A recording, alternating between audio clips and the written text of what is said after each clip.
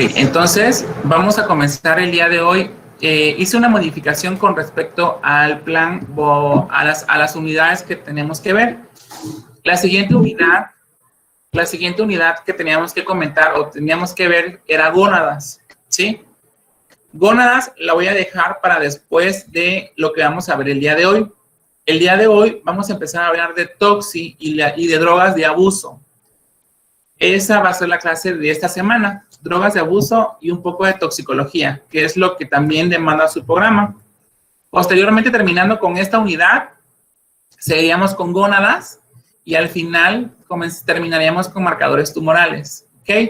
Entonces, el día de hoy vamos a empezar a hablar un poquito de toxi, un poquito de terminología, de lo que es un veneno, un xenobiótico, todo ese tipo de cosas que son importantes que ustedes sepan. La toxicología es una rama muy grande, que pues estudia venenos, no solamente venenos que pues hagan daño a los humanos, sino a todo tipo de ser vivo, incluyendo células, plantas y en muchas ocasiones ciertos territorios, ¿ok? Entonces, la toxi es muy grande. Hay laboratorios que tienen esta área, hay laboratorios que no. Aquí en Villahermosa, solamente los laboratorios grandes, o sea, que tengan mercado amplio, por así decirlo, o que ya tengan una estructura notable como tal, o sea, eso de hace muchos años, son aquellos que tienen área de toxicología. En el área de toxicología, regularmente es donde se realizan las determinaciones de drogas, determinaciones de antidoping, cuantificación de alcohol. Las drogas de abuso se pueden cuantificar mediante muestras de suero, ¿sí? ¿En qué difiere una cuantificación y una cualificación? Es decir, una muestra o una prueba cualitativa a una prueba cuantitativa. La cuantitativa, que me indica cuánto de ese analito encuentro en torrente sanguíneo, es mucho más cara porque se hace por metodologías muy específicas. En este caso, resulta más barato o para algunas personas más rentable realizar pruebas de tipo cualitativo, es decir, ¿cuáles? ¿Ok? Por ejemplo, cuando una persona llega al laboratorio, supongamos un señor o una señora lleva a su hijo porque tiene sospecha de que consume drogas, es probable que le envíe a hacer un antidoping. En el antidoping, las pruebas que se vayan a realizar difieren mucho de laboratorio a laboratorio. Por ejemplo, en el laboratorio para el que yo laboro, con ellos, la persona tiene que especificar y justificar la cantidad o el número de pruebas que vayan a realizar de antidoping. Hay laboratorios que tienen paquetes predeterminados, por ejemplo, antidoping de 5, antidoping de 6, antidoping de 3 pruebas. En mi caso, o en el caso mío, la persona justifica, en este caso, el número de pruebas que requiere. Para realizar un antidoping, es decir, un antidoping o una determinación cualitativa de cuáles, los resultados cualitativos o las pruebas cualitativas regularmente se reportan en positivo y negativo, ¿sí? Las cuantitativas, cuánto, se especifican por mediante números, ¿sí? Entonces, una prueba cualitativa, pues solamente denota positivo o negativo. La persona, como les mencionaba, es viable o es recomendable que justifique o que indique el número de pruebas. La muestra para las pruebas cualitativas de positivo y negativo es una muestra de orina. La orina debe ser aleatoria. ¿Qué significa eso? La orina puede ser cualquiera del día, ¿ok? La pueden recolectar en cualquier hora del día. Lo único recomendable es que la persona que vaya a realizarse en antidoping sea acompañado por una persona que custodie la toma. Por ejemplo, supongamos que Luis Enrique se va a realizar un antidoping porque pues, sus papás tienen sospecha y demás, de forma hipotética, obviamente. Entonces, en el laboratorio también se encuentra Osmar. Osmar labora en ese laboratorio. Entonces, ellos no se conocen. Osmar lo pasa al sanitario. Luis Enrique toma la muestra de orina. Pero Osmar se especifica o justifica que realmente y vigila que la muestra que recolecte Luis sea la auténtica. ¿Ok? ¿Esto para qué se hace? Hay personas, o se ha documentado de personas que obviamente a la orina le ponen agua. o llevan una orina de una persona que pues, es prácticamente sana, ¿no? O que no consume ningún tipo de estas drogas de abuso. Entonces, para evitar eso, que el resultado sea 100% viable y fiable, pues, ¿qué hacen? Se custodia, en este caso, la toma de muestra. Si es una mujer, va acompañado de una química, ¿ok? Y, pues, obviamente, pues, orina, por ejemplo, se coloca Luis y la persona se coloca atrás. Lo mismo con una mujer. Entonces, siempre deben ir acompañados por la delicadeza de reportar los resultados, porque se imaginan reportar un resultado negativo en una persona que sí consume, pues es algo delicado, que puede costarles hasta la cédula, ¿sí? Ahora, eso es con respecto a las tomas de antidoping. Algo que se me pasó es que los pacientes también deben llegar al laboratorio, en dado caso que sean mayores de edad, con la copia de su identificación vigente, la copia de identificación oficial. Puede ser INE, pasaporte, cualquier identificación oficial. Deben de dejar una copia en el laboratorio y deberán llenar una requisición que el laboratorio les proporciona, que incluye nombre, fecha, pregunta el formato si están tomando algún medicamento, que puede cruzarse con la determinación de la cierta droga que se vaya a analizar. ¿Qué otra cosa? Si la persona tiene algún padecimiento, si ingirió alcohol las últimas 24 horas. O sea, preguntas muy sencillas que la persona responde. Una vez que se responda, la persona firma y con el dedo pulgar coloca su huella. Obviamente le dan la almohadilla para que pueda colocar su huella. Y ese formato se debe de pegar junto con la credencial del lector, ¿okay? O la identificación vigente con la copia. Se lleva al laboratorio y ese formato se resguarda, ¿ok? Se resguarda y es un justificante ante Secretaría de Salud. Esos documentos son auditables. Es decir, cuando llegue un auditor, puede preguntar, ¿cómo haces la toma de antidoping? No, pues, posteriormente en un formato, la muestra de una sube al laboratorio y se procesa mediante la técnica que ustedes quieran. En el caso de las pruebas cuantitativas es diferente. ¿Por qué? Porque para eso requiere una muestra de sangre que siempre, bueno, en la mayoría de los casos es suero, ¿sí? Toman un tubo amarillo o toman un tubo rojo, dependiendo del tipo de prueba. Son pruebas mucho más tardadas. Es otra de las diferencias, porque el doping en orina, como son pruebas que realizamos en el laboratorio, se hacen mediante técnicas muy fáciles, se reportan el mismo día. En el caso, si la persona requiere cuantificación de ciertos analitos, la cuantificación en sangre, como tal de la droga, aparte de que es más cara, tarda mucho más, por supuesto. Es una prueba que llega a tardar hasta 15 días. ¿Ok? Ahora, ustedes cuando reciben un paciente que vaya a realizarse antidoping, la información que la persona les proporcione no puede ser divulgada. ¿Ok? Ustedes tienen un trato químico paciente que no se debe de ser incrementable.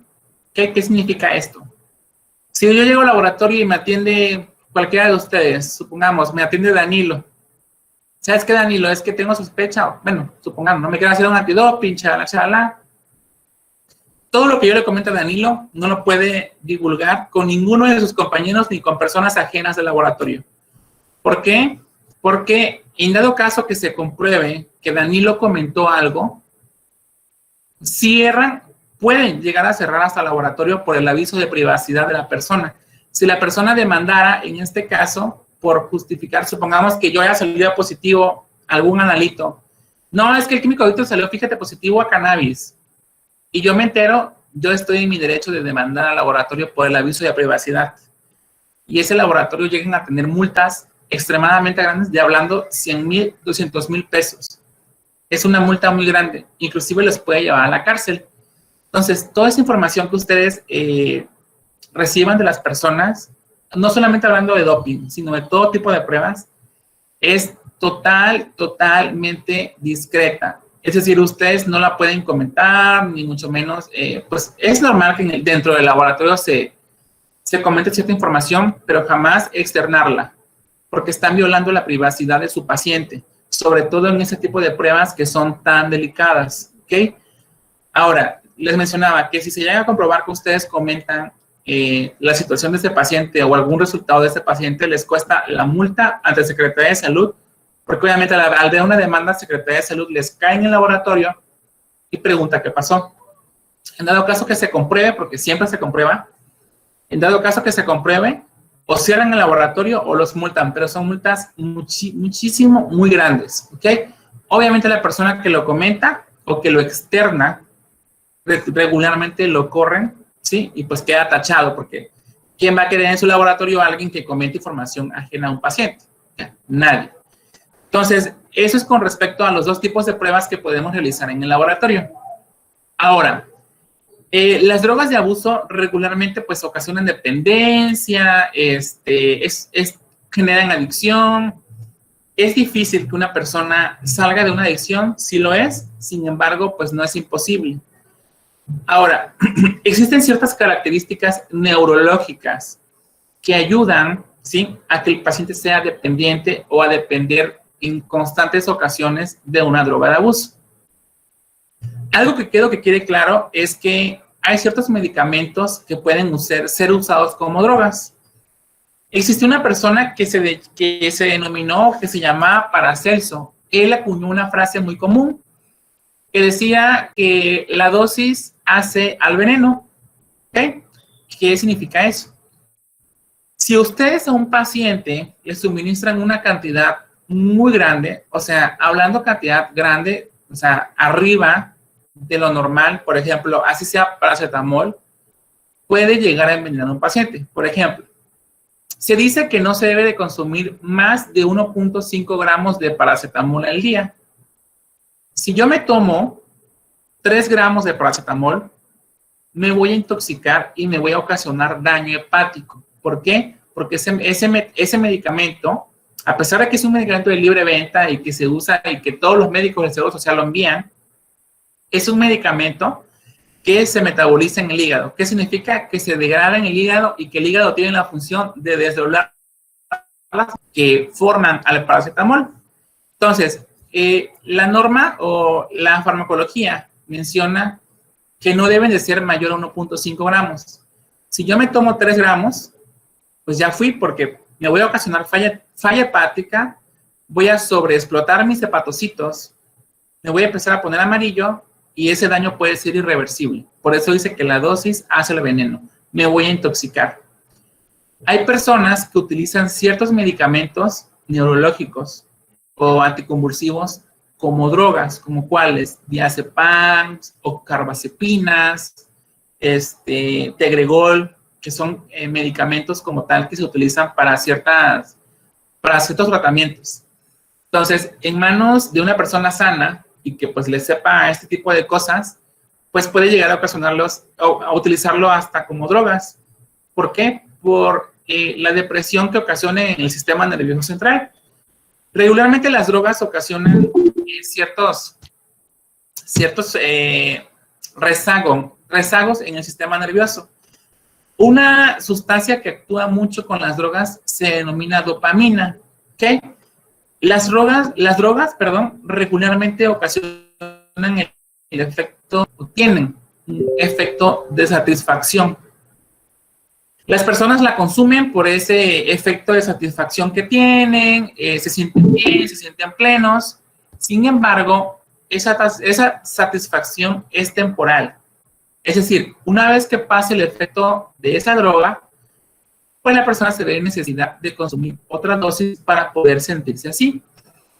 Hay varios tipos de drogas que vamos a ir viendo, que esa es la intención de esta clase, con la finalidad de que ustedes conozcan cuáles son los efectos como tal que maneja cada una de ellas.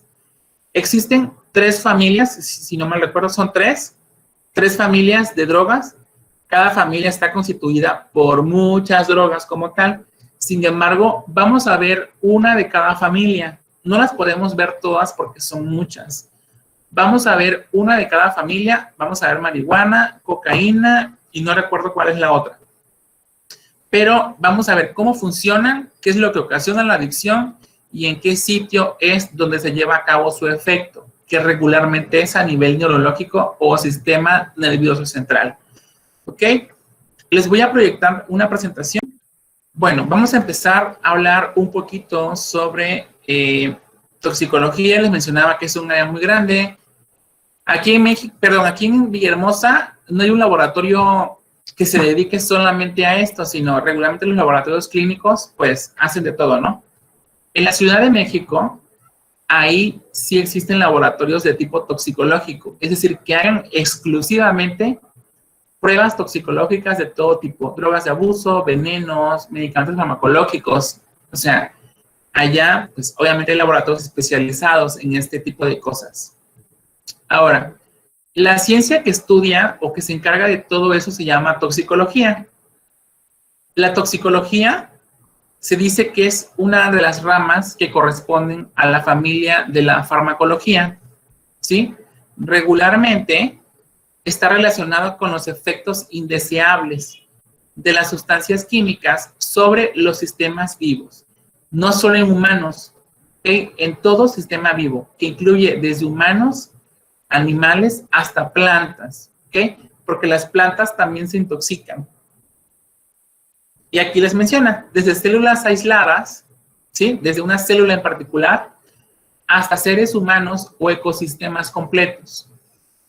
Por ejemplo, cuando hay un derrame, ¿sí? Cuando hay un derrame de petróleo en el mar, la toxicología, bueno, los petroleros o esa área como tal, hidrocarburos, tiene un área toxicológica que evalúa el impacto que tiene ese derrame sobre el ecosistema donde fue derramado, ¿sí? Como ustedes saben, el derrame de petróleo en el mar es algo muy grave, ¿sí? Si fue por negligencia regularmente, pues tiene ciertas consecuencias legales, ¿no? Y la planta la planta tiene que justificar qué fue lo que sucedió, si fue un accidente o si fue por un error humano y demás, ¿no? ¿Por qué? Por los rezagos que ocasiona en el medio ambiente. Obviamente, en esto, pues, ¿qué causa? La muerte de muchas especies que se encuentran en esa área. ¿Ok? Ahora, eso es estudiado y tienen un área toxicológica. Nosotros nos vamos a encargar de hablar de toxicología desde el punto de vista celular o desde el punto de vista biológico, por así decirlo. ¿Por qué? Porque el enfoque que le vamos a dar nosotros es aquellos daños que pueden ocasionar en un ser vivo, hablando específicamente en humanos, ¿sí? Ahora, existen muchas áreas mediante las cuales la farmacología se relaciona. Una de ellas, que es la más común, se denomina farmacología. La farmacología, bueno, pues obviamente es el estudio de todos los medicamentos. Evalúan muchísimas cosas, las dosis, el efecto, ¿sí? Van a conocer un poco más de farmacología cuando estén en la universidad, pero bueno, es un área muy grande. Dentro de esa área, pues tiene una pequeña área o una pequeña subclase para la toxicología. Se relaciona también con fisiología por todos los efectos, ¿sí? Que tiene la droga o el efecto que impacta en los seres vivos. Biología, ¿por qué? Porque pues estudia, en este caso, todos los efectos de igual forma que impactan a través de ciertas drogas. Bioquímica, pues de igual forma, por todos los procesos metabólicos por los que pasa esa droga desde que es ingerida. Química legal. Esto es algo importante. Hay laboratorios que tienen un área de química legal. ¿Qué significa esto? El área de química legal regularmente trabaja con las procuradurías o con las fiscalías generales de los estados, independientemente de qué estado sean. Ahora, cuando hay un caso grave, ¿sí? Por ejemplo, las fiscalías, todas las fiscalías, ya sea Villahermosa, municipios o cualquier otro estado, tienen un área de tecnología. Sí, también tienen además huellas dactilares, todo ese tipo de cosas. Ahí aplican la química legal. ¿Por qué? Porque obviamente buscan, en este caso, ciertas drogas con fines legales. Por ejemplo, si una persona murió, no sé, murió, vamos a suponer que estaba en un bar, de repente convulsionó y pues entró en paro y murió. ¿Qué hacen? Se lo llevan a la fiscalía regularmente o a los hospitales y lo evalúan, ¿no? Evalúan al paciente, se descarta la posibilidad de que haya consumido drogas y encuentran cualquier droga que ustedes quieran en torrente o en su sistema. Y bueno, el hospital avisa al área legal o al área de química legal de las fiscalías y documentan el caso. ¿Ok? Entonces, la química legal, por ejemplo, donde yo trabajo, tenemos un área de química legal que aparte también de trabajar con ciertas drogas, trabajan con pruebas de paternidad. Sí, que es lo que más llega, pruebas de paternidad. Son personas que llegan demandadas para evaluar a ver si son o no los padres de las personas en estudio. Entonces, la química legal, dentro de todo su ámbito, tiene también una subárea para la toxicología. ¿Ok? Con química, pues bueno, por todos los efectos y todas las reacciones químicas que llevan a cabo o se llevan a cabo mediante una droga. Epidemiología, porque la epidemiología evalúa la incidencia que exista. Por ejemplo, yo quiero evaluar en el grupo de sexto D la incidencia que hay de reprobados, ¿no? Ya, hago una estadística y demás. Eso se encarga la epidemiología. Medicina, por todos los efectos que llega a presentar cierta droga o cierta toxina o cierto veneno en el ser humano. ¿Ok?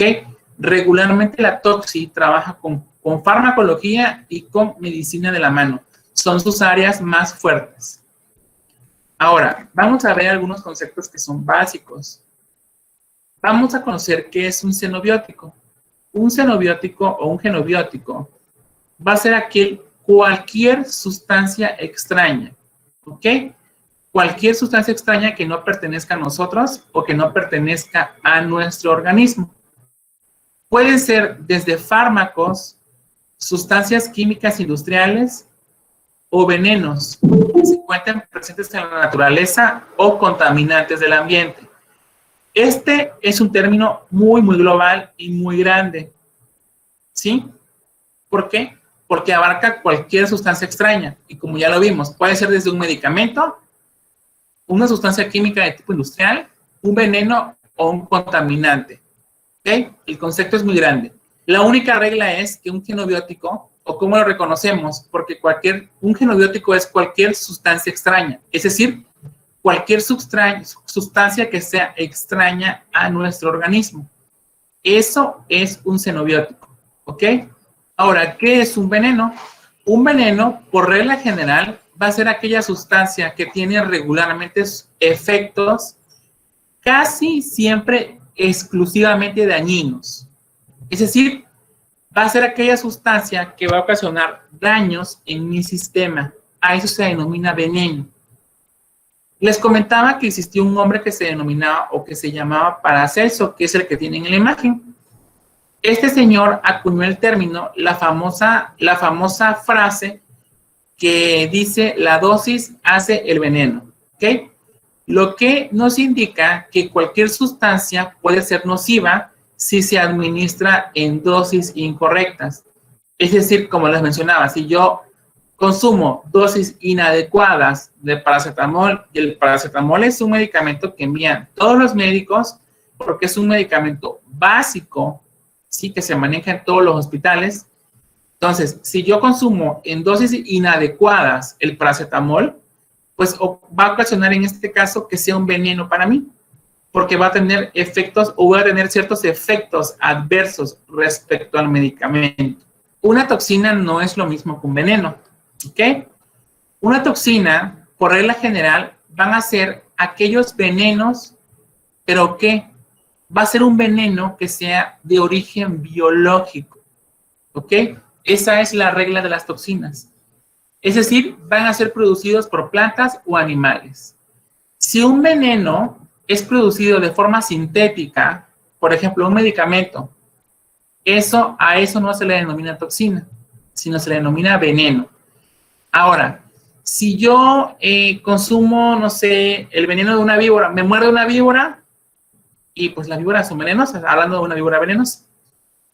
Ellos, pues bueno, el veneno que tienen se denomina toxina, ¿sí? Porque aparte del daño que me va a ocasionar, Pues obviamente es un veneno de origen biológico. ¿Por qué? Porque lo produce el sistema, en este caso de la serpiente o víbora. Para que se pueda denominar toxina, tiene que ser aquel veneno que sea exclusivamente producido, ya sea por plantas o animales. Las toxinas también ocasionan efectos tóxicos sobre las personas. Inclusive pueden llegar a tener mucho más riesgo que un veneno de tipo industrial. ¿Ok? Regularmente las toxinas, como son de origen biológico, pues pueden llegar a ocasionar hasta la muerte de un paciente. Tuvimos alguna idea cuando vimos tiroides. ¿Ok? Ustedes saben, las hormonas tiroideas necesitan en este caso unirse a ciertos receptores cuya función es pues servir como cierta reserva, ¿no? Para el organismo de hormonas tiroideas. En el caso de la toxicología, las drogas, hablando de forma general, las drogas también utilizan ciertos receptores que se denominan receptores farmacológicos. ¿Ok? Los receptores farmacológicos son estructuras de tipo macromolecular. Regularmente son de naturaleza proteica. ¿Qué quiere decir esto? Siempre están constituidas por proteínas. Sin embargo, dentro de su estructura también pueden existir algunos radicales que pertenezcan a moléculas de lípidos o algunos hidrocarburos o hidrocarbonados. Regularmente los receptores farmacológicos se encuentran localizados en las membranas externas de las células. ¿Qué células? Todas las células del cuerpo. Regularmente se encuentran en la membrana de la célula, de la parte externa.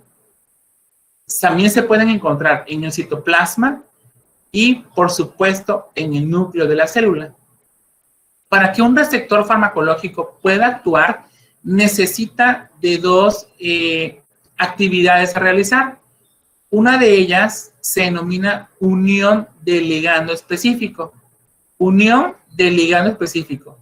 Y la segunda se denomina respuesta efectora. ¿Ok?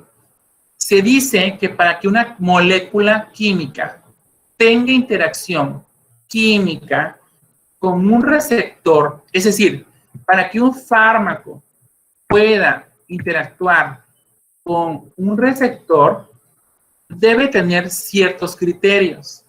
Deben de ser o debe tener el tamaño adecuado para embonar en el receptor. Deben tener una carga eléctrica específica, una forma y composición atómica adecuada. Estas uniones entre el receptor y las sustancias químicas o los fármacos o drogas, como ustedes le quieren llamar, algunas son reversibles y algunas son irreversibles. Solo podemos revertir aquellos enlaces o aquellas uniones que no sean tan fuertes, como cuáles. Las fuerzas de Van der Waals son una de las uniones más débiles que se pueden romper con facilidad. Esa podría ser un ejemplo, hablando de un efecto reversible. Si es un efecto irreversible, pues bueno, se tendrá que administrar otra droga para poder romper, en este caso, la unión con la droga anterior. Ahora, en esta imagen que les voy a mostrar, tenemos un receptor. Ya sabemos que el receptor, pues, es una macromolécula que regularmente está constituida por proteínas, tiene algunos radicales hidrocarbonados y algunos lípidos, ¿sí? Eso lo pueden observar en la primera. En la imagen B, les indica pobre ajuste del receptor sin efecto farmacológico. ¿Por qué? Porque no tiene la forma necesaria para poder embonar en el receptor. ¿Ok? No embona. ¿Por qué? Porque pues aquí hay ciertas estructuras curviadas y este es solamente cuadrado. Entonces, como no hay unión, este fármaco o esa sustancia química, que es la sustancia verde, tendrá que buscar en otras células a su receptor, porque en esta célula o en este receptor, pues no tiene lugar, no va a haber un sitio de unión porque no tiene la forma adecuada, ¿sí? y por consiguiente no hay respuesta o no hay efecto biológico. Ahora, en el caso del número C, algunos receptores de drogas en forma ligera, ¿qué significa esto? Hay ciertos receptores que pueden embonar de cierta forma, perdón, ciertas sustancias que pueden embonar de cierta forma dentro del receptor. Por ejemplo, en esta molécula tenemos el receptor en la parte cafecita, color beige, y tenemos la sustancia química de color verde. Solo embona una pequeña parte, ¿ok? ¿Por qué? Porque sobra este sobrenadante que tienen aquí. No debería de sobrar nada, debe de embonar específicamente. Este regularmente no es su sitio de unión. Esta unión no corresponde al sitio de unión para lo que fue creado el receptor, ¿sí? Sin embargo, como hay una pequeña unión parcial, puede que se lleve a cabo un efecto no deseado, ¿sí? Esto podría ser asociado a una respuesta que sea mediada o un efecto no deseado. ¿Qué significa? Que el medicamento, en vez de ayudarme, me perjudique, ¿sí? Esto se debe a esta unión que tienen aquí. Esta unión tampoco se debería llevar a cabo. ¿Por qué? Porque no es el sitio adecuado de unión. Seguramente este no es el receptor que sea adecuado para este tipo de droga. Y esta sustancia química deberá seguir viajando a través de las células para buscar el receptor adecuado como la sustancia del tipo B, que tampoco era la adecuada. Sin embargo, en la C puede que se lleve a cabo una respuesta, pero regularmente las respuestas son aquellas que no queremos que sucedan, es decir, efectos no deseados. Sin embargo, en el número D o en la letra D, tenemos un sitio de unión perfecto, ¿sí?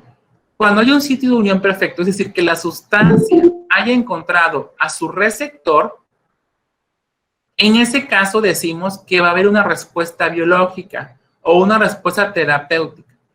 Esta respuesta puede ser ya sea efectiva o nociva, ¿sí? Porque recuerden que los medicamentos o las drogas nos pueden ocasionar efectos buenos y efectos malos. Eso dependerá de la dosis en la que es indicada.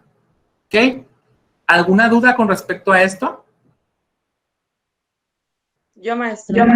¿Sí? Sí, ¿puede poner una diapositiva anterior, por favor? Sí. El receptor. Ajá. Es Esta. que ahí, usted mencionó, no sé si son criterios o como que las... los números. Ajá. Ajá, ¿qué son estas dos? Ok, les mencionaba que para que un receptor pueda cumplir sus funciones o realizar sus funciones, debe de cumplir de dos reglas, ¿sí? Una es localizar a su ligando específico y la segunda es la respuesta efectora. Esto es para que se lleve a cabo, ¿cómo te digo? ¿Cómo les podría decir? Esos son los criterios para que un receptor pueda cumplir sus efectos. Eso es lo correcto. Para que un receptor cumpla sus efectos, requiere la unión de su ligando, que es lo que vimos en esta diapositiva, ¿sí? En esta, el receptor pues va a buscar la molécula adecuada que embone en él, ¿sí? Una vez que embone, pues se lleva a cabo la segunda actividad, que es generar la respuesta efectora. Es decir, cuando ya hay una unión, como en el caso de la D, que es una unión perfecta, se lleva a cabo una respuesta biológica, ¿sí? Que es lo que queremos que suceda. Los medicamentos, todos los medicamentos, drogas, cualquiera, todos tienen receptores farmacológicos. Todos necesitan de un receptor o la unión de un receptor para que pueda cumplir sus funciones. Si yo tomo un paracetamol ahorita, ¿sí?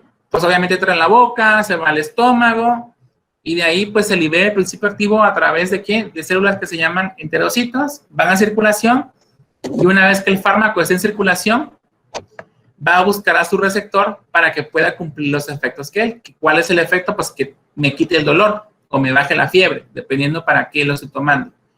Pero de forma general, estos son los criterios para que un receptor pueda cumplir sus funciones. ¿Ok? La primera es localizar a su ligando específico. Y la segunda es generar la respuesta. ¿Sí, Judy? Sí, maestro, gracias. ¿Alguna otra duda? Vamos a ver de forma general qué es una vía de administración. ¿Esto por qué? Porque las drogas se administran por diferentes vías. Una vía de administración va a ser aquella ruta o se denomina a aquella ruta de entrada por el cual se va a introducir un fármaco a nuestro organismo. ¿Para qué? Para producir ciertos efectos, ¿ok? Esa es la finalidad de un fármaco, cumplir ciertos efectos o de una droga. Regularmente la vía de administración pues va a ser el sitio donde se coloca o donde se administra el medicamento, droga, lo que ustedes quieran, ¿ok? Una vez que se encuentra adentro, pues va a ejercer sus funciones. Tenemos varias vías de administración o existen varias vías de administraciones. De forma general se pueden clasificar en dos, vías enterales y vías parenterales. Para cuestiones didácticas en esta clase las voy a clasificar de la siguiente forma: intravenosa, cutánea o subcutánea, intramuscular, oral, que es esta que tienen aquí, oral. Hay también inhalatorias, hay sublinguales, hay rectales, ¿ok? Hay muchas vías de administración, ¿ok? Entonces, de todas estas vías de administración, ¿cuál es la más rápida o cuál ocasiona que tiene un efecto mucho más rápido la droga o el medicamento? La forma intravenosa. La forma intravenosa tiene o hace que la droga tenga los efectos casi al instante. ¿Por qué? Porque no atraviesa ninguna barrera. En cambio, los medicamentos que se administran de forma oral, pues pasan por la boca, y ahí recuerdan que tenemos ciertas enzimas, pasan por el esófago, pasan al intestino, al estómago de los intestinos, se van a hígado, entonces pasan muchas barreras, ¿ok? Se puede decir que del 100% que tomamos del medicamento, o sea, de una tableta, del 100%, solo llega a cumplir sus efectos el 10%. ¿Por qué? Por todas las barreras que atraviesa. Sin embargo, en el caso de la vía intravenosa no se cumple esa regla. ¿Por qué? Porque la estoy administrando directamente a circulación y los efectos son justamente casi al instante. Entonces, cuando ustedes quieran administrar un medicamento, o sea, hablando de forma terapéutica, hablando de forma médica, se puede administrar de forma intravenosa. ¿Por qué? Porque es una vía mucho más rápido. Ojo, no todos los medicamentos se administran de forma intravenosa, ¿ok? Hay medicamentos que necesariamente requieren otro sitio para poder ser aplicados. Por ejemplo, el Ambroxol, que se utiliza para la tos, ese medicamento como tal, pues no se puede administrar de forma intravenosa, sino es de forma oral o de forma inhalatoria. Hablando de ese medicamento en particular, ¿cuál de las dos es mejor? Pues bueno, es mejor inhalarlo. ¿Por qué? Porque en el momento que lo huelo o que lo inhalo, llega al pulmón y los pulmones son tejidos muy vascularizados, ¿ok? Que lo irrigan a través del torrente sanguíneo. Es mucho más rápido y más efectivo. Sin embargo, si en el caso de los pediátricos son administrados de forma oral, los pediátricos no toleran todas las vías. Por ejemplo, un pediátrico pues no va a cooperar para una vía intramuscular, ¿verdad? Ni para una vía intravenosa, porque pues lo que menos quieren es saber de agujas. En un adulto pues no pasa eso porque pues ya estamos preparados para cualquier vía de administración. De forma general, entonces la vía de administración pues es el lugar o la ruta o el sitio por donde se administra un medicamento o una droga. Y podemos ver varios sitios de entrada, ¿ok? Varios sitios de entrada. Ahora, de todas las vías de entrada, ¿cuál es la más tardada? La vía oral. La vía oral tarda mucho o es la más tardada para que pueda cumplirse los efectos biológicos. Es decir, Yo me tomo un paracetamol ahorita, pero me duele la cabeza y seguramente como a los 40 o 30 minutos voy a tener los efectos. A diferencia de que yo si me inyectara un medicamento, otro medicamento, por vía intramuscular o por vía intravenosa, será mucho más rápido. A esperarme a que el medicamento haga efecto y que pase por todas las barreras, por vía oral. Sin embargo, la mejor vía, pues siempre va a ser la oral para aquellos pacientes que toleran la vía oral. Sin embargo, si es un paciente que vomita o que acudió al servicio de urgencias porque pues tiene mucha émesis, ¿qué significa eso? Que esté vomitando constantemente, no le voy a administrar un medicamento por vía oral, ¿verdad? ¿Por qué? Porque lo va a vomitar. En caso de esos pacientes, pues administro ya sea intramuscular o intravenoso el medicamento para que cumpla sus efectos. Ahora, existe un proceso que se denomina ADME. ADME significa administración, distribución, metabolismo y eliminación. Va de nuevo. ADME significa administración o absorción, distribución, metabolismo y eliminación. Existe una ciencia que se llama farmacocinética. La farmacocinética estudia el ADME. ¿Ok? Ahora, tenemos aquí en esta imagen al fármaco. Y el fármaco ingresa por vía oral, ¿no? Ingresa, llega al estómago y aquí se lleva a cabo la absorción, ¿no? Se distribuye posteriormente, se metaboliza en el hígado y se excreta. Absorción, ¿cómo entra? Por vía oral, por vía intravenosa, inhalado y demás. En el caso de este es una cápsula y se absorbe por vía oral. Distribución, ¿a dónde se dirige? Regularmente los medicamentos o drogas requieren de ciertos transportadores para que puedan viajar a través del torrente sanguíneo. ¿Ok? Metabolismo, ¿cómo se transforma? Todos los medicamentos tienen algo que se denomina principio activo. Por ejemplo, hablando de una droga, vamos a hablar de la marihuana.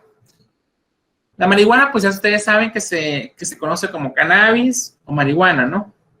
Sin embargo, el principio activo de la marihuana se llama delta 9 tetrahidrocannabinol. Ese producto o esa sustancia se metaboliza en el hígado. Se necesita metabolizarse a ese principio que es el delta 9 tetrahidrocannabinol para que pueda cumplir sus efectos. ¿Por qué? Porque de todas las sustancias que tiene esa droga, lo que hace que tenga el efecto placentero de una droga como tal es ese principio activo o ese metabolito. Se denominan metabolitos. ¿Y dónde se metaboliza? Se metaboliza en el hígado. El hígado, una de las funciones que tiene es, en este caso, desintoxicar, ¿sí?, de ciertos procesos biológicos a nuestro cuerpo. Sin embargo, en él también se encuentran ciertas enzimas que son o que nos ayudan a metabolizar los medicamentos. ¿Qué significa eso? Convertirlos en las sustancias o en el metabolito adecuado para que puedan cumplir sus funciones. Si el hígado no lo metaboliza, es probable que el medicamento no cumpla la función específica. Esa es la función o una de las muchas funciones que tiene el hígado. Por eso, es uno de los órganos más importantes del cuerpo humano, porque a través de él se pueden metabolizar todos los medicamentos, todos pasan regularmente a través de él. ¿Ok? Y pues bueno, la excreción es cómo se elimina. Existen varios sitios de excreción. Pueden eliminarse por orina, por heces fecales, por sudor, saliva, o sea, hay muchas formas de eliminación. Regularmente, la forma en la que eliminamos los medicamentos es por orina. También se pueden hacer eliminaciones por vías biliares, ¿ok? Cada medicamento tiene un tipo de eliminación particular. No para todos es el mismo. Puede ser parecido, pero no es el mismo.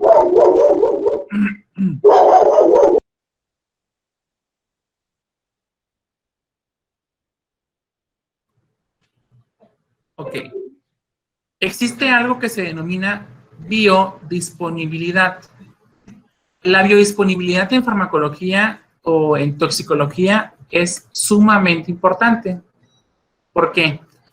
La biodisponibilidad, chicos, se define como la cantidad de fármaco que llega al sitio de acción o la cantidad de fármaco que va a ocasionar un efecto nocivo en mí. A eso se denomina biodisponibilidad. La biodisponibilidad se relaciona con la vía de administración. ¿Por qué? Si yo administro, en este caso, un medicamento de forma oral, la vía de administración de ese fármaco va a ser baja. Perdón, si yo administro un medicamento de forma oral, la biodisponibilidad de ese fármaco va a ser baja. ¿Por qué?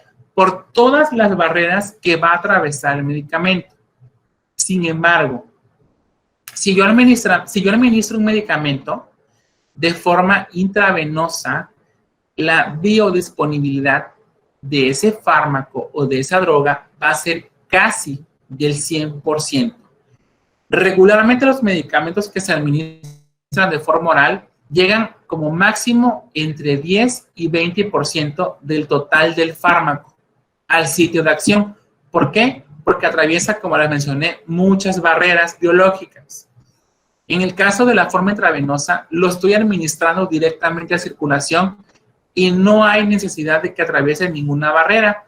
Por eso, casi el 99 o 100% de esta sustancia o de esta droga va a llegar al sitio de acción. De forma general, los médicos dicen que por eso las personas que tienen alguna adicción prefieren inyectarse de forma intravenosa las drogas. ¿Por qué? Porque el efecto es casi instantáneo y porque la biodisponibilidad para esa droga es muy alta, ¿sí? Sin embargo, en dosis elevadas o en dosis no controladas, a esa persona le puede costar inclusive hasta la vida, ¿ok? Eso es biodisponibilidad, la cantidad de fármaco que llega al sitio de acción. Ahora, hablando de cuestiones terapéuticas o de cuestiones médicas, si en alguna ocasión cuando ustedes ya sean grandes y ya sepan más sobre esto, si quieren administrar un medicamento o cuando, no sé, tengan un examen y les pregunten, sitios de biodisponibilidad alta. Los sitios de biodisponibilidad elevada, en primer lugar, es intravenosa. Segundo, vía rectal. ¿Por qué vía rectal? Porque en el recto hay o es rico en cierto torrente, es muy vascularizado, ¿ok? ¿Cuál otro? La vía sublingual también es muy permeable. Entonces, también la biodisponibilidad se puede encontrar alta. Los sitios de vía de biodisponibilidad baja son pues la vía oral regularmente. ¿Por qué? Por todas las barreras que atraviesan el organismo. Son muchas, chicos, son muchas las barreras que pasa un medicamento de forma oral. Sin embargo, para dosis controladas, la mayoría de los medicamentos se consume de forma oral, ¿sí? Porque es lo normativo, porque es lo correcto. La vía intravenosa solo se utiliza para cuestiones delicadas o para cuando es una urgencia, por así decirlo, cuando urge que, no se tenga mucho dolor una persona, no, pues le administran el medicamento de forma intravenosa para poder ayudarlo a contrarrestar la molestia. Regularmente en un hospital, en urgencias o en las cuestiones hospitalarias, tienen los medicamentos o administran los medicamentos de forma intravenosa porque pues son más rápidos. Pero cuando es un paciente ambulatorio, regularmente le administran o la administración de los medicamentos es de forma oral, ¿ok? Les recuerdo que hay muchas vías de administración, muchas, pero las más utilizadas son la vía oral, intramuscular y vía intravenosa.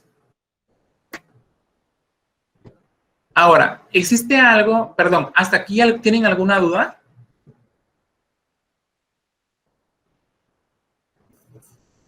¿Hasta aquí alguna duda, chicos? Profe, Sí, Viviana. tengo una duda. Bueno, es para que me pudiera repetir otra vez sobre qué significa ACME. por favor. Ok. ACME es, lo voy a colocar en el chat.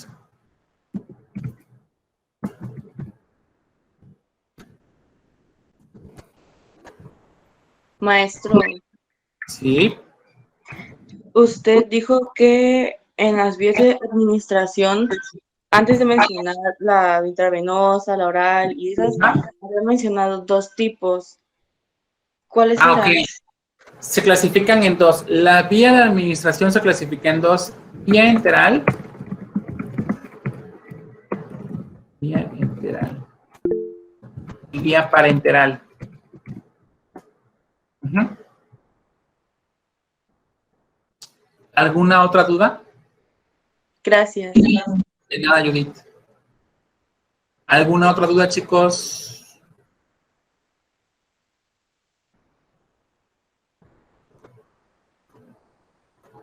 Ok, vamos a ver la siguiente curva. Esta es una curva de relación dosis-efecto. ¿Pero qué es la dosis-efecto? Dosis-efecto se relaciona o es la relación entre una dosis y el efecto a nivel individual. Un incremento de la dosis puede incrementar la intensidad de un efecto o su gravedad. Por ejemplo, yo le doy a Judith ahorita 500 miligramos de, perdón, sí, 500 miligramos de paracetamol y voy a evaluar el efecto en ella. Le tomo una muestra a cada hora para evaluar el efecto que tiene las concentraciones de medicamento. Esa es una dosis efecto. ¿Por qué? Porque solo lo estoy haciendo con una persona. Lo estoy haciendo solamente con Judith. A diferencia, si yo mido algo que se determina dosis-respuesta, la dosis-respuesta es la relación entre la dosis y el porcentaje de los individuos que presentan un determinado efecto. Yo le administro en este caso a todos ustedes, a los 50 y tantos, 50, o 62 que son, a todos sin excepción de ninguno, les administro de forma oral 500 miligramos de paracetamol y los voy evaluando, o de todos los 62, relaciono cuáles son aquellos pacientes que tuvieron un efecto. Supongamos que de los 62 que les administré los 500 miligramos de paracetamol, solamente 35 presentaron el efecto deseado. Esta evaluación es a nivel grupal. La dosis respuesta es a nivel grupal. El dosis de efecto es a nivel individual. Esa es la diferencia entre uno y otro. ¿Sí? Ahora, las drogas de abuso, como ustedes saben, pues últimamente todos conocemos que es una droga de abuso, ocasionan ciertas adicciones, dependencias y demás. Pero antes de hablar de drogas, ¿qué es una dependencia? La dependencia va a ser aquella adaptación de tipo farmacológica progresiva a la droga. ¿Qué significa? Progresiva que va a llegar a incrementar. Puede empezar con una dosis, de ahí con 2, 3, 4, 5. ¿Hasta qué? Hasta que esto sea necesario, o sea, obviamente que mi sistema requiera de ciertas dosis. A eso se le llama dependencia. Por ejemplo, a una persona que comienza en drogas, pues comienza administrándose pequeñas cantidades, ¿no? Conforme van pasando los días o su experiencia, ¿ok? Pues se va administrando cantidades más grandes, cantidades más grandes, cantidades más grandes, hasta que usa cantidades pues ya intolerables. Si la persona deja de consumir la droga, su cuerpo empieza a tener ciertos efectos, ¿ok? Por eso vuelvo a lo mismo que una persona, pues le cueste mucho trabajo dejar las adicciones, porque se llevan a cabo cuando se dejan de consumir ciertos efectos. ¿Por qué? Porque los efectos de las drogas son a nivel neuronal, a nivel sistema nervioso. Entonces, cuando ya no se consumen, el sistema nervioso reconoce y empieza a llevar a cabo ciertas reacciones. Entonces, en los procesos de desintoxicación, por eso es que muchas personas no lo toleran, ¿sí? y pues no aguantan ya sea el programa, o algunos inclusive pues hasta los hospitalizan por pues, la cantidad de dependencia que tengan. Entonces, de forma general, la dependencia es la adaptación que yo voy a tener o la persona va a tener a esa droga. Progresiva porque esa dependencia pues siempre va a crecer y crecer porque siempre va a querer más y más y más y más, ¿sí? A eso se le llama dependencia. Adicción. La adicción es producida por el uso repetido de una droga. Es decir, si una persona consume una droga en particular, pues bueno, se le llama adicción. La adicción conduce al consumo compulsivo y fuera de control de las drogas. ¿Ok? ¿Qué significa esto? Una persona que consume drogas no se va a poner a pensar, ay, me va a ocasionar efectos bioquímicos o efectos del sistema nervioso central, o puedo quedar en shock, o me puede ocasionar un paro. No, la persona no se va a poner a pensar en eso. ¿Por qué? Porque es una persona adicta, ¿sí? Porque utiliza o hace el uso repetido de la droga. Eso genera adicción. Y la adicción conduce al consumo excesivo y fuera de control de las drogas, ¿ok? Por eso una persona siempre hace lo que sea, robar o hacer cualquier otra acción con la finalidad de consumir droga, ¿ok? Las drogas, chicos, ocasionan regularmente efectos irreversibles. Hay personas que les llega a costar hasta la muerte. ¿Por qué? Porque consumen dosis sumamente elevadas que ocasionan efectos ya no en el sistema nervioso central, sino en otros sistemas como el corazón, ¿sí? Porque se elevan ciertas sustancias como reflejo a esa droga. Por eso es común, bueno, no es común, pero regularmente una persona que utiliza droga pues puede conllevarlos a la muerte. Eso dependerá del tipo de droga que utilice. Todas las drogas son malas, todas, sin excepción de ninguna. Sin embargo, hay ciertas drogas que pues las personas deberán utilizar con cierto cuidado, ¿no? Porque pueden ocasionarles hasta la muerte. ¿Ok? Ahora, ¿qué es la tolerancia? La tolerancia se puede decir que es la repetición de la misma dosis de la droga que produce un efecto menor. ¿Qué significa esto? Supongamos que una persona toma ácido valproico, que es un medicamento es un anticonvulsivo. Esa persona lo consume 3 veces al día. Consume, vamos a 1.5 miligramos de ese medicamento 3 veces al día. Eso es la tolerancia. La repetición de la misma dosis de la droga. ¿Ok? A eso se denomina tolerancia. ¿Por qué? Porque lo consumo 3 veces al día y la misma dosis. No cambia. ¿Ok? ¿Qué es el reforzamiento? El reforzamiento se dice que es la capacidad de las drogas para producir efectos que hagan que el usuario desee volver a tomarlas. Esto es sumamente importante. Los pacientes que tienen una adicción siempre quieren reforzamiento, ¿ok? ¿Por qué? Porque no les es suficiente con una dosis y siempre requieren más por los efectos que esta ocasiona. Regularmente las drogas ocasionan efectos placenteros y de bienestar. Por eso las personas las consumen. Ahora, aquí juega un papel muy importante la psicología, porque regularmente las personas que utilizan drogas pues son personas de baja autoestima, en la mayoría de los casos, personas de baja autoestima, con problemas, desequilibrio emocional, que las puede orientar o a llevarlas por este camino tan peligroso y que por supuesto cuesta mucho trabajo dejarlas. No es imposible, pero sí cuesta trabajo. Entonces, las personas que son dependientes siempre requieren, en este caso, reforzamiento. Y el reforzamiento es lo que ocasiona la adicción en las personas. ¿Ok?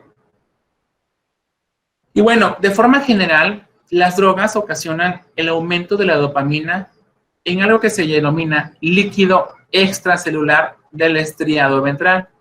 ¿Cuál es el estriado ventral? El estriado ventral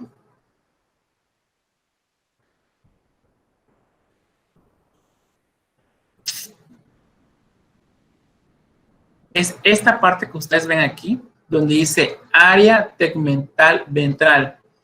Ahí se encuentra el estriado ventral, ¿sí? Aquí es donde se llevan los efectos. ¿De qué drogas?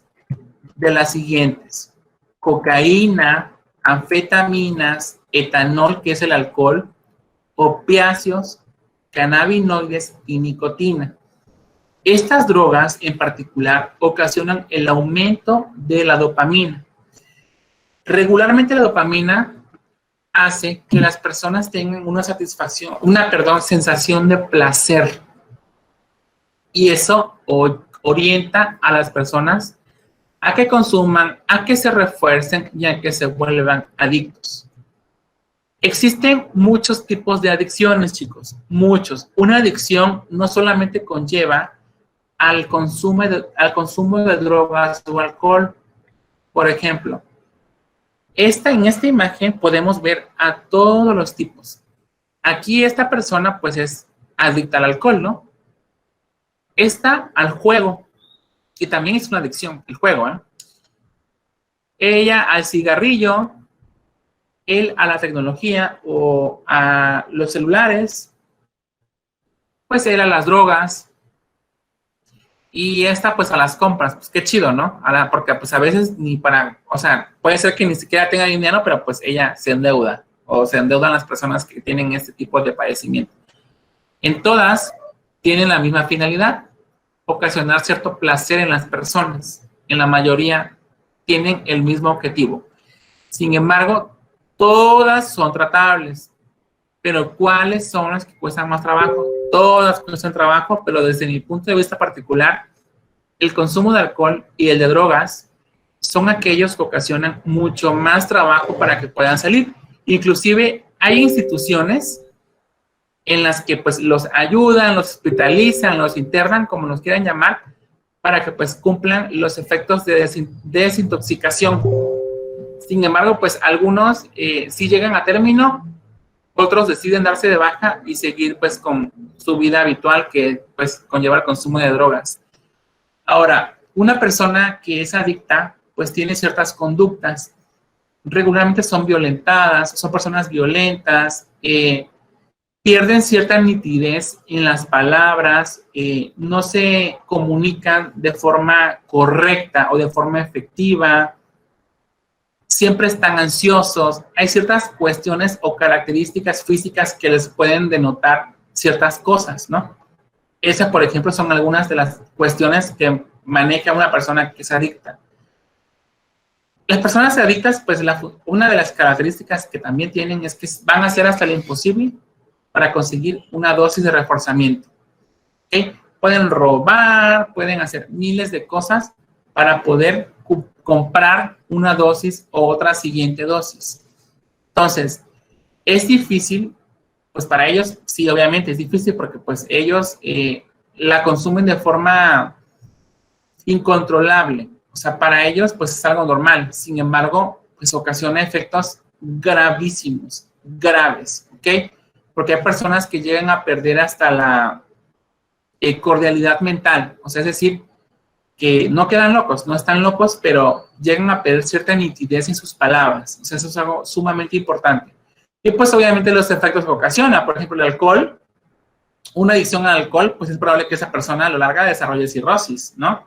Una persona que consuma tabaco o cigarro, pues bueno, aparte de cáncer de boca, cáncer de pulmón y cualquier otro tipo de cáncer, la nicotina, o el cigarrillo más bien, ocasiona ciertos efectos adversos a nivel periférico, ¿sí?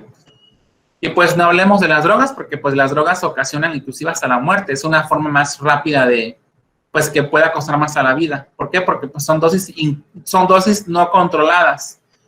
Y las dosis no controladas regularmente llegan a ser tóxicas para nosotros. Si nuestro cuerpo no las tolera, pues el corazón entra en paro y morimos.